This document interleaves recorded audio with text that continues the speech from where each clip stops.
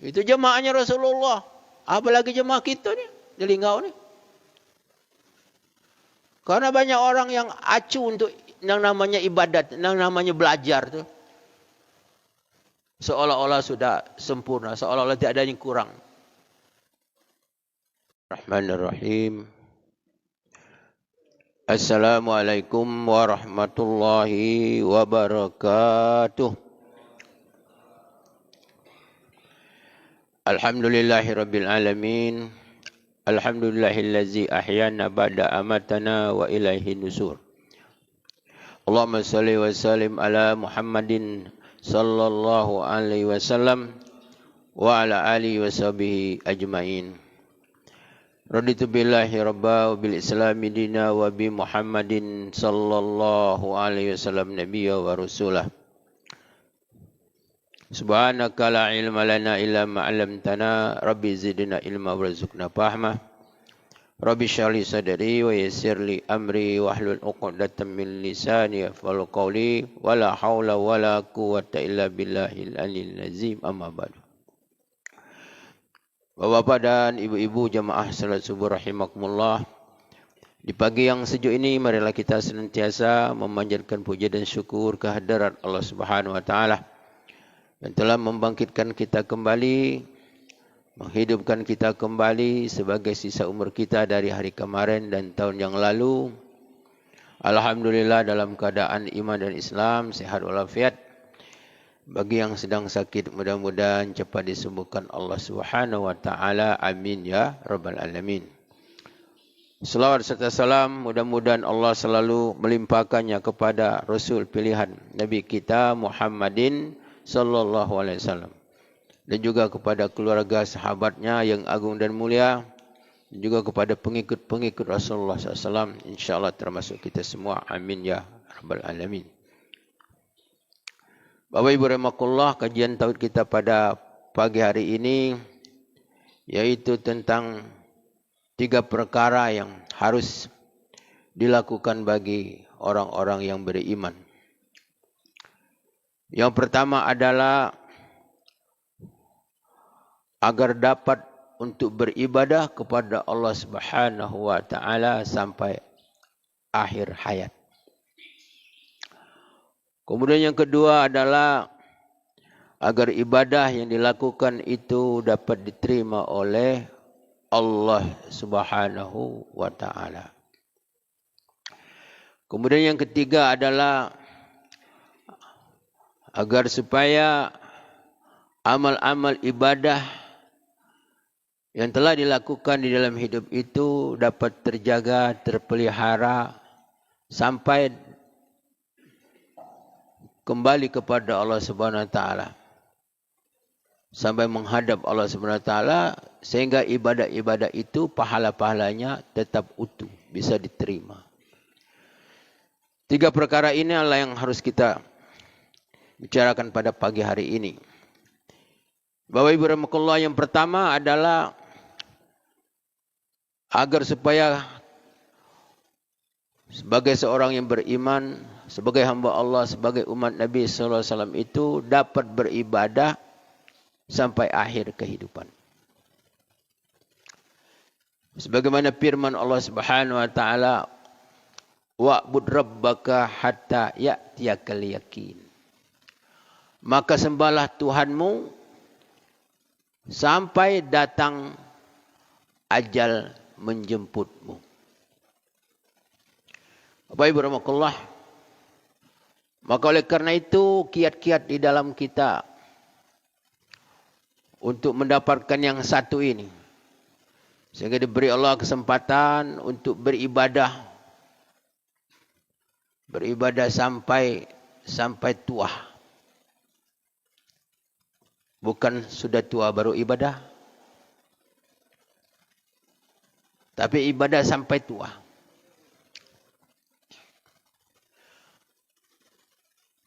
Maka kita untuk menggunakan, memanfaatkan apa yang Allah berikan kepada kita. Kesehatan, kesempatan. Ini kita gunakan untuk beribadah. Sehingga nikmat-nikmat ini ketika benar-benar kita gunakan untuk beribadah kepada Allah Subhanahu wa taala, barangkali Allah Subhanahu wa taala akan mendawamkannya. Mungkin Allah Subhanahu wa taala dengan sebab demikian untuk senantiasa kita diberi kesempatan untuk dapat beribadah.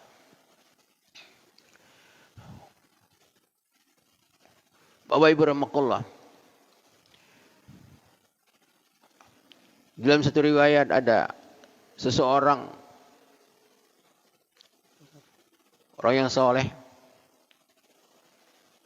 orang yang selalu salat malam. Maka pada suatu ketika dia tidak bisa salat malam karena sakit. Maka malaikat bertanya kepada Allah Subhanahu wa taala, "Ya Allah, si fulan itu amalnya tidak naik."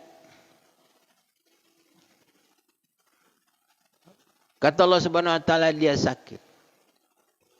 Kata malaikat, "Ya Allah, agar supaya dicepatkan sembuhnya, agar dia bisa beribadah kepada, agar supaya amalnya tetap setiap di malam hari untuk dapat naik." Didoai oleh malaikat.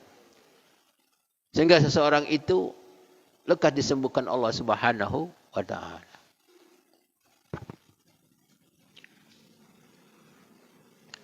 Di zaman Nabi Musa alaihissalam ada suami istri, sepasang suami istri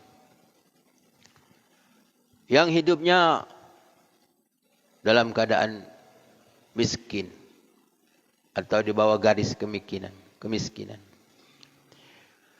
Kemudian dia menghadap Nabi Musa alaihissalam. "Wahai Nabi Allah, kami minta tolong doakan kami kepada Allah Subhanahu wa taala agar kami ini diberi menjadi orang kaya. Menjadi orang kaya setahun jadilah. Tidak banyak-banyak, setahun jadilah." Kemudian Nabi Musa alaihissalam berdoa kepada Allah, alhamdulillah dikabulkan Allah Subhanahu wa taala, akhirnya dia jadi orang kaya setahun. Dalam masa setahun itu dia gunakan kekayaannya adalah untuk membantu orang lain yang perlu dibantu. Pokoknya dia bukan mendapat kekayaan itu untuk berpoya-poya, bermewah-mewah. Itu yang dilakukannya. Setelah dekat hampir 1 tahun, kata istrinya, kita siap-siap kita nih. Lah habis maksudnya kaya ini. Ya, nak datang lagi miskin. Sebab kita minta cuma setahun. Akhirnya lewatlah setahun. Masih kaya. Tanyalah kepada Nabi Musa alaihissalam, "Ya Nabi Musa, kami minta setahun. Kenapa sampai sekarang kok masih kaya?" Maka Nabi Musa bermunajat kepada Allah Subhanahu wa taala, bertanya kepada Allah Subhanahu wa taala, "Kenapa si anu itu masih kaya? Kan janjinya ada cuma minta setahun." Maka Allah Subhanahu wa taala menjawab bahwa dia selama dia setahun jadi orang kaya itu dia manfaatkan. Ya, rezeki dia itu bukan untuk dirinya, untuk orang lain. Maka dia telah membuka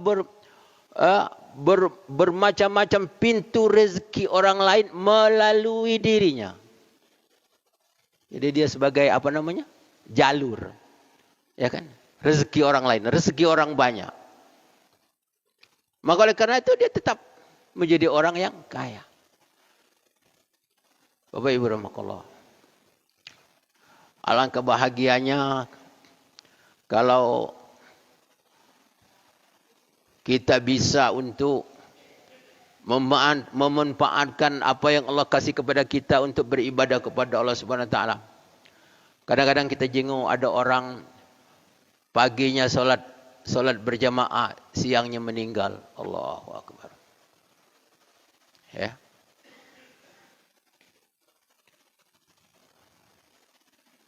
Apalagi ada orang yang meninggal dalam keadaan ibadat, dan solat, dan puasa, dan zikir. Dia adalah merupakan suatu keistimewaan yang semua kita ingin memperolehnya. Karena kadang-kadang ada ditimpa suatu penyakit yang membuat susah untuk beribadah. Sulit untuk beribadah. Maka oleh karena itu Bapak Ibu rahimakumullah, kesempatan yang Allah berikan kepada kita hendaklah kita manfaatkan agar kita ini benar-benar dapat beribadah sampai akhir kehidupan kita. Ini yang pertama. Kemudian yang kedua, agar ibadah kita itu diterima Allah Subhanahu wa taala. Agar ibadah kita diterima oleh Allah Subhanahu wa taala.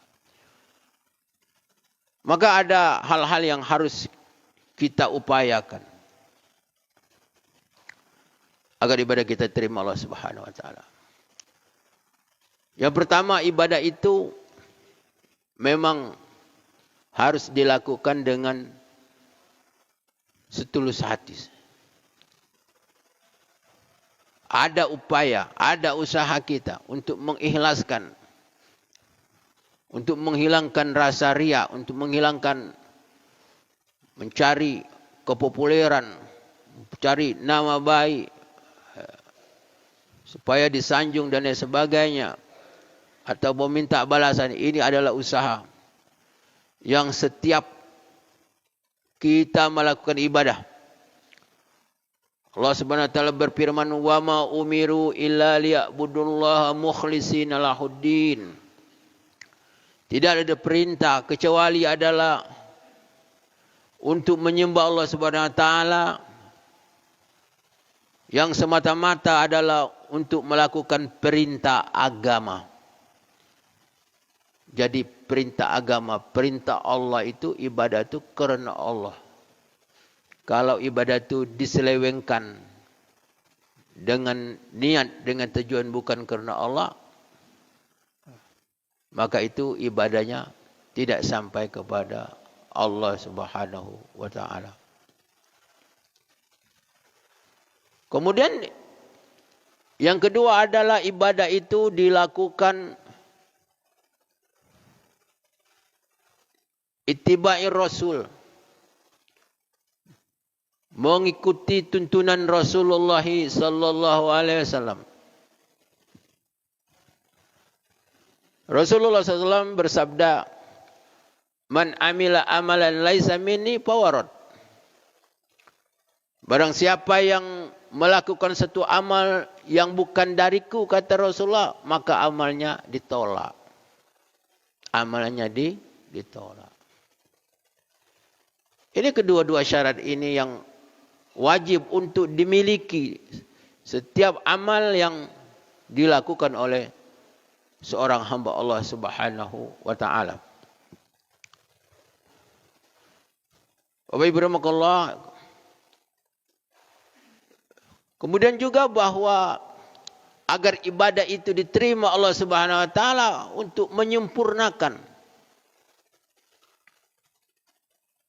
umpamanya salat, kita berusaha untuk menjaganya, untuk mulai dari kita wudu, mulai kita menjaga waktu,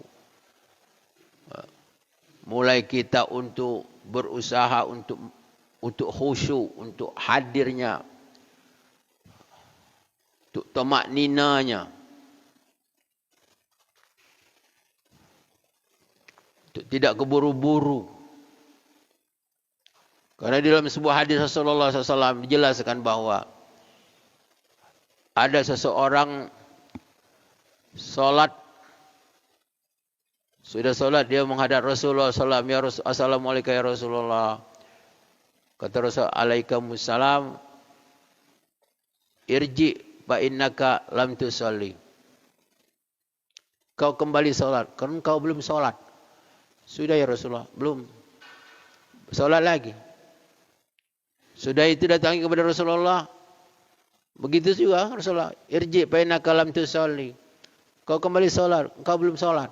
Sampai 3 kali. Sampai 3 kali. Kemudian dia bilang, ya Rasulullah, aku ni mah itulah caraku solat. Tolong perbaiki, tolong ajarku bagaimana aku solat. Maka Rasulullah mengajarkan. Mulai dari wudu, kemudian berdiri, kemudian angkat takbir, kemudian baca ini, kemudian rukuk dengan tamaknina, kemudian i'tidal sampai pinggangnya lurus, kemudian sujud dan lain sebagainya sampai salam. Dan seterusnya. Ini kan menunjukkan bahwa harus untuk dapat diterima solat itu adalah dengan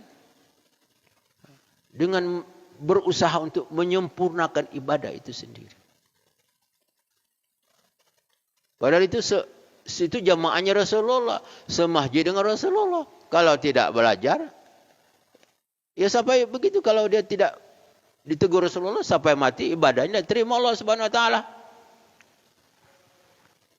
Ya kan? Itu jemaahnya Rasulullah. Apalagi jemaah kita ni, di Linggau ni.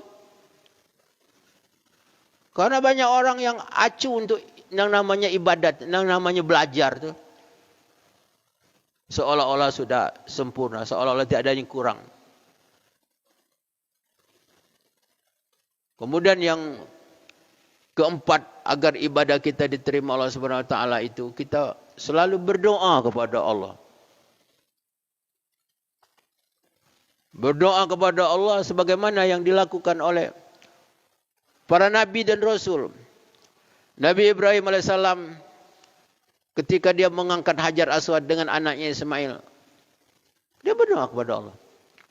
Sebagaimana firman Allah Subhanahu Wa Taala, wa yarfa'u Ibrahimul qawa'ida minal baiti wa Ismail rabbana taqabbal minna innaka antas samiul alim.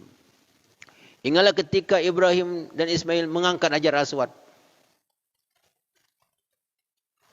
Kemudian setelah diangkat Hajar Aswad diletak pada tempatnya, kemudian Nabi Ibrahim berdoa kepada Rabbana taqabbal minna, ya Allah terimalah amal kami. Itu seorang nabi, seorang rasul. Kalau tentang ibadah tidak ada yang kurang. Sempurna sudah. Segala perintah Allah dilakukan Nabi Allah Ibrahim. Tidak ada yang tidak lakukan. Tidak ada manusia yang dapat melakukan Nabi Allah Ibrahim AS. Cobaan-cobaan hidup. Tapi Nabi Allah Ibrahim AS berdoa kepada Rabbana taqabbal minna. Ya Allah terimalah, terimalah. Maka saya kurang sepakat kalau orang sudah salam, sudah salat, assalamualaikum warahmatullahi wabarakatuh, pergi. Mungkin sombong, merasa ibadah tidak ada yang kurang, merasa ibadah sempurna, baik secara lahir maupun secara batin. Jadi doa ini, usaha, ikhtiar, doa. Itulah yang Allah perintahkan kepada kita. Untuk yang lain itu adalah hak Allah Subhanahu wa Ta'ala. Bapak Ibu rahmatullah. Ini yang kedua. Kemudian yang ketiga, agar ibadah itu dapat terjaga dengan utuh sampai akhir kehidupan, sampai menghadap Allah Subhanahu wa Ta'ala. Jadi terutama sekali adalah iblis, setan itu. Dia di dalam merusak manusia. Bukan saja untuk menghalangi manusia ketika manusia itu akan melakukan kebaikan. Tetapi sampai pun manusia sudah melakukan kebaikan, dia tetap ingin merusak ibadahnya.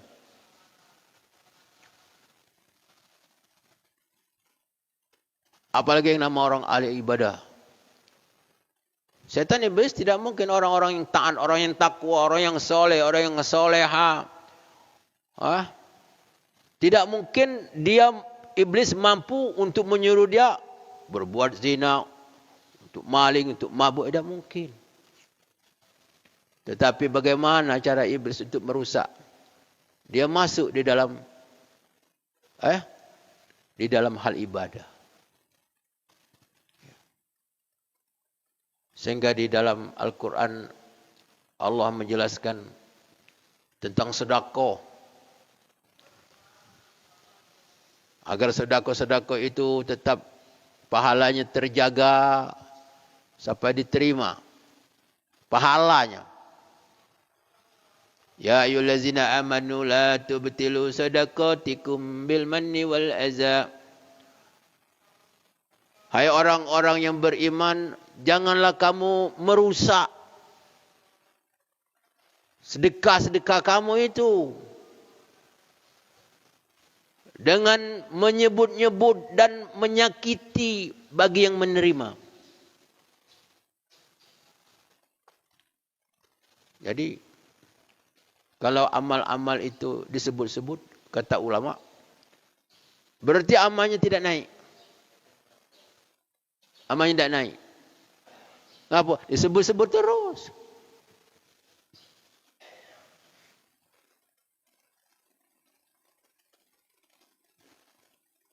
Ya ayyuhallazina amanu la tubtilu sadaqatikum bil manni wal adza kallazi yunfiqu malahu ria'an nas. Seperti orang-orang yang membelanjakan hartanya dengan riya. Kama sali safwanin alai turab wa asaba wabil fatarakahu salda. Seperti batu hitam yang licin di atasnya ada debu. Kemudian turun hujan lebat, maka batu itu tidak berdebu lagi. Begitulah perumpamaan, Allah kasih perumpamaan orang-orang yang menyebut-nyebut, menyakiti pemberian. Ada orang datang minta, ya kasih. Cuman ngomongnya sakitnya. Sakit hati. Diterima, tak diterima butuh. Diterima hati sakit. Dia omongnya.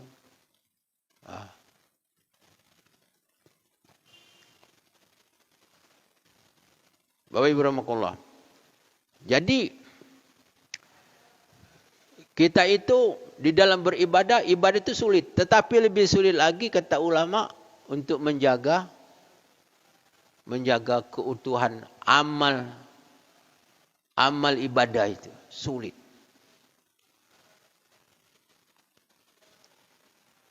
Begitu juga menjaga dosa-dosa.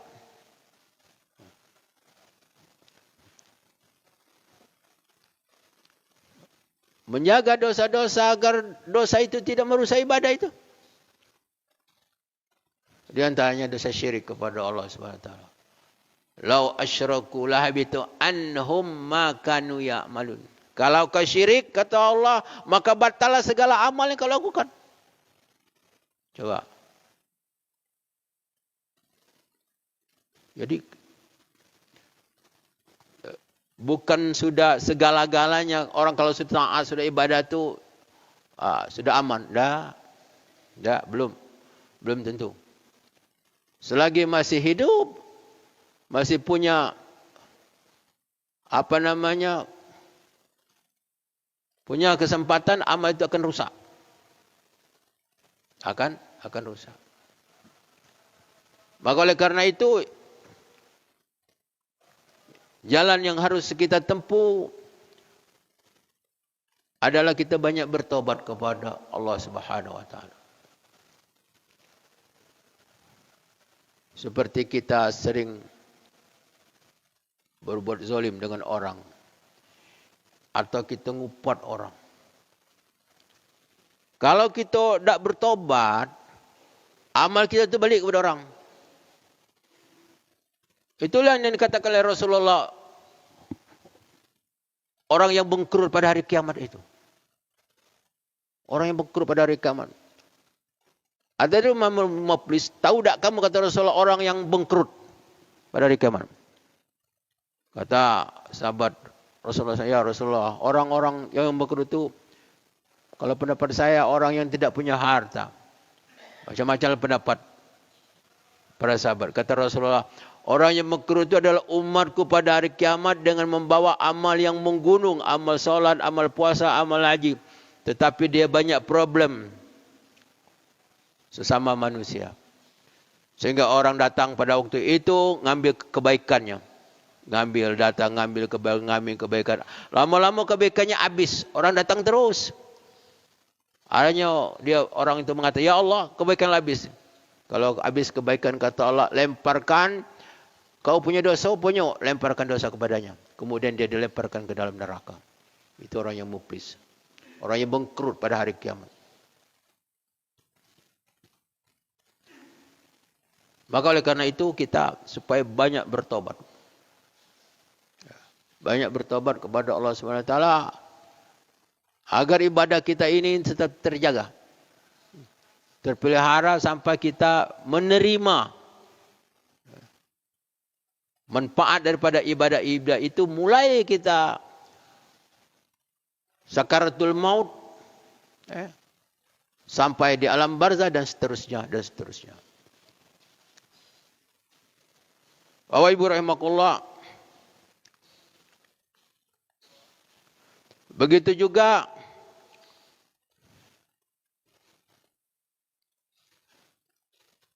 dengan jalan ilmu. Dengan jalan ilmu.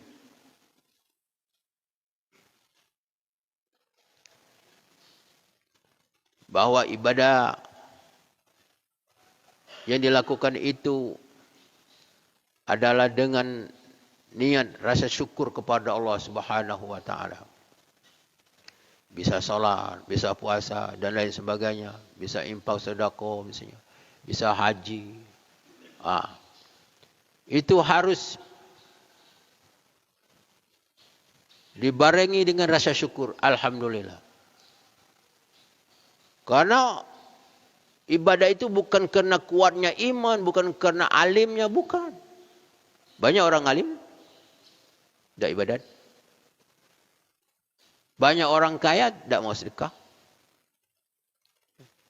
Tapi ibadah yang dilakukan itu adalah merupakan rahmat Allah SWT, merupakan hadiah Allah SWT. Allah berikan hidayah, berikan taufik, berikan inayah, diberikan kemudahan-kemudahan sehingga bisa beribadah. Semua dari Allah SWT. Jadi kita semakin taat kita itu, semakin bersyukur kita kepada Allah SWT. Sehingga kita tidak membanggakan apa yang sudah kita lakukan. Apalagi kalau kita merasa diri kita lebih taat. Ada dikisahkan, ada seorang ulama yang sangat terkenal pada zamannya, zaman para tabi'in. Begitu dia masuk masjid, dia jenguk ada orang sholat yang imamnya itu bacaannya kurang sempurna. Kemudian dalam hatinya, kalau begini sembahyang tidak sah, banyak salah. Kemudian dia sholat sendiri, dia menyendiri sholat. Kemudian pada malamnya dia bermimpi. Di dalam mimpinya itu bahwa ternyata ibadah yang diterima adalah ibadah yang imam, walaupun bacaannya tidak sempurna. Ibadah dia tidak terima Allah Subhanahu wa taala. Kemudian dia baru sadar, baru insaf. Kenapa? Karena dia merasa dia lebih baik bacaannya. Lebih baik bacaannya. Merasa diri lebih daripada orang. Bapak Ibu rahimakumullah, Maka oleh karena itu ilmu ini memang perlu. Penting kita. Jalan-jalan ilmu, jalan-jalan syukur. Di antaranya kita bersyukur kepada Allah. Semakin banyak kita beribadah, semakin banyak kita bersyukur kepada Allah Subhanahu wa taala. Karena itu adalah pemberian Allah. Ya, rezeki dari Allah Subhanahu wa taala. Rezeki ketaatan itu lebih baik daripada rezeki harta.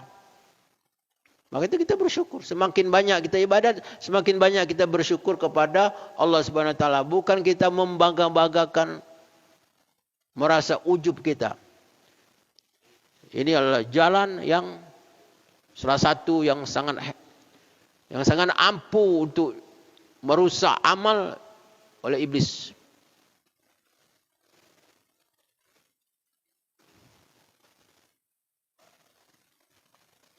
Makanya kita di dalam zikir la haula wala quwata illa billah. La haula wala.